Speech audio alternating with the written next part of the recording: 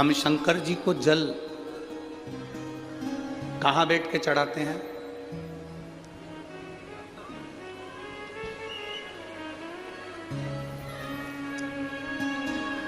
बोलो बोलो, जन्म के बोलो जरा। वैसे तो जो शिवलिंग होता है उस शिवलिंग के आसपास कहीं पर भी बैठ जाओ जहां से जल बहता है, बस उस स्थान को छोड़कर। पर विशेष जल चढ़ाने का स्थान कहां से बताया गया? उत्तर की ओर मुख कर हमें दक्षिण में बैठना है, उत्तर में मुख करना है।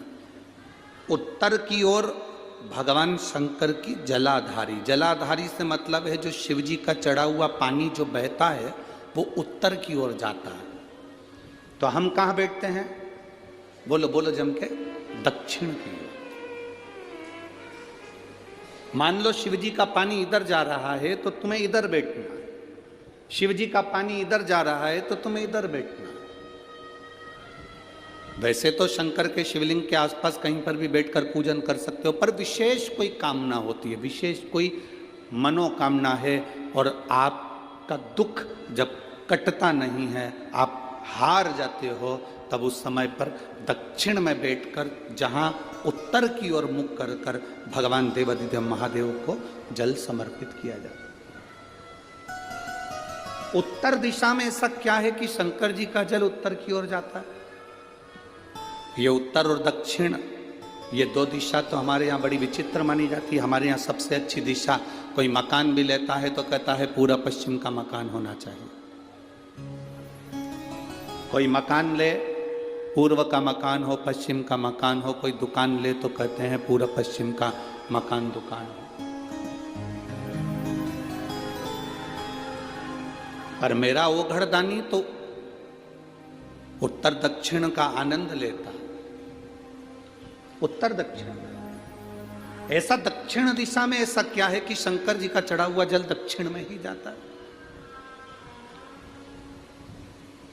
यहां तक शिव महापुराण की कथा कहती है, मान लो आपके घर में छोटा सा शिवलिंग है, आपके घर में छोटा सा शिवलिंग है, उस शिवलिंग को आपने थाली में रख लिया। थाली में रखने के बाद में गूंज रहा है आवाज, थाली में रखने के बाद उस थाली में शिवलिंग को रख लिया, आपने उसको स्नान कराया। थाली में भी अगर शिवलिंग रख रहे हो तो उस शिवलिंग का जो दिशा है वो उत्तर की होना चाहिए। भले आप मंदिर में पूरा पश्चिम में बैठे हो, आपके घर का मंदिर तो पूरा पश्चिम में ही होगा, आपके घर का मंदिर कहाँ होगा? पूरा पश्चिम में। पर शिवलिंग की दिशा कहाँ रखना है? उसकी जलाधारी की दिशा कहाँ रखना है? जम के बोलो जरा, उत्तर। आप मंदिर में पूरा पश्चिम में बैठो, आपके घर के मंदिर में आप पूरा पश्चिम में बैठ के पूजन करो, क्योंकि आपका मंदिर पूरा पश्चिम ही होगा। ऐसा कोई घर नहीं जिसके घर के अंदर मंदिर पूरा पश्चिम में नहीं है। आप पूरा पश्चिम में बैठो, पर शिवलिंग को थाली में भी रखो तो उसकी जलाधारी उत्तर की होना चाहिए।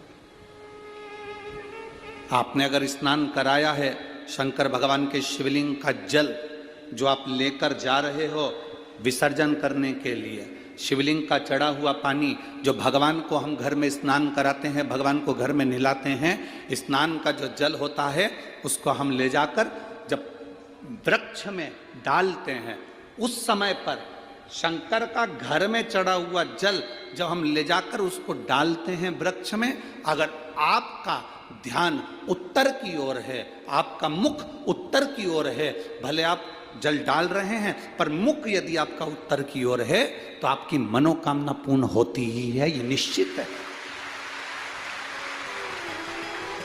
शिव जी का चढ़ा हुआ जल भले हमने अपने घर में स्नान कराया, भले हमने अपने घर में नहलाया, शिवलिंग को अपने घर में स्नान कराया, पर उसका जो जल नहलाने के बाद सब भगवान जब नहा लिए, अपने शिव जी को नहला लिया, वो जल रखा है, पूजन अर्चना सब हो गई, बाद में आप पूजन पे से उठे, उस जल को लेकर गए, आपने जो विसर्जन किया उस जल को आपने पेड़ पौधे में डाला, वो जल उत्तर, भले आपका वृक्ष कहीं पर भी हो, पर आपका मुख उत्तर का है और आप उस जल को, शंकर के चढ़े हुए जल को आप पेड़ पौधे में डाल रहे हैं, मतलब आपकी राहें खुल जाएगी और मंजिल तक आप पहुंचोगे जरूर। ये निश्चित,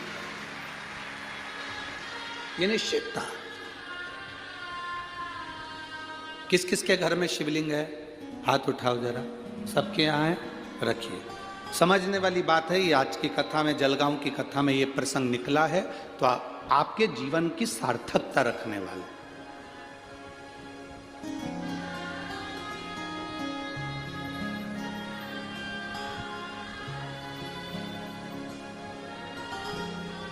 केवल एक दिशा की मूलता रखकर भी हम सुख पा सकते हैं। दिशा की मूलता,